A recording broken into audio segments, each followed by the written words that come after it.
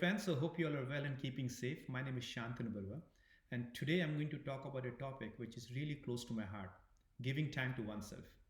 We all are made up of routines, and most of these routines are either out of necessity in life or for the love we have for a near and dear one. Examples are we all work to earn a living, and we have a set routine from Monday to Friday, waking up in the morning, getting ready, going to office, meeting our colleagues, meeting our clients, answering to phone calls and mails, so on and so forth. Similarly, if you have kids, you have a routine set, waking them up in the morning, taking them to school, making sure they do their homework, get good grades, taking them to after school classes, making sure that those projects which are due after a particular period of time they get it done properly, so on and so forth. These routines are very important because routines keeps our brain occupied, and an occupied brain is a healthy brain.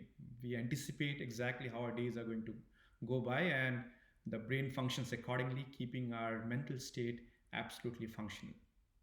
All of this is good until the day when the habit is snapped out of your life without even you knowing. For example, you always wanted to retire. You say, all of my hobbies that I wanted to do, I want to do after retirement. But once the retirement comes and hits you, you don't know what to do with your life. You have not inculcated enough habits and routines within your life. Making a new one at that particular juncture becomes very hard. And before you realize, you are in depression. Similarly, homemakers who are chasing kids day in and day out for 12 years, once they are out in the college, all of the routines are gone in a whiff. They don't know what to do with their life. There are numerous studies done on this topic, and people have seen through their research work that an healthy human being right after retirement falls sick. Homemakers who are bubbly, jovial, falls into depression right after their kids goes to college. Why so? Because once a routine is out, your brain is empty, and an empty brain doesn't know what to do. It anticipates a similar kind of routine. When not able to do so, it falls into depression or it falls depressed, and that leads to sickness and other things as well. So, what do you need to do? The answer is very simple. You need to inculcate certain routines and habits within your life way early in your life, not when the retirement happens, not when your kids goes to school. That postponement of your own happiness never works out. So what you need to do is right in the beginning of your life, you need to find time for yourself.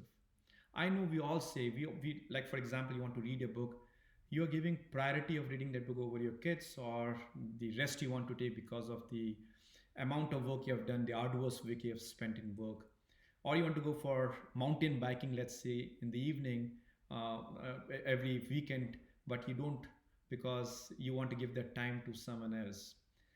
You have to find time for yourself. You have to inculcate those habits, so those behaviors way early in your life, so that when certain habits are snapped out, which are not in your control, like kids going to school, your job not there, or you're retiring, the habits you've inculcated, be it reading, traveling, biking, writing poetry, for example, starting a blog, or cooking, for example, stays with you, and your brain can be always healthy.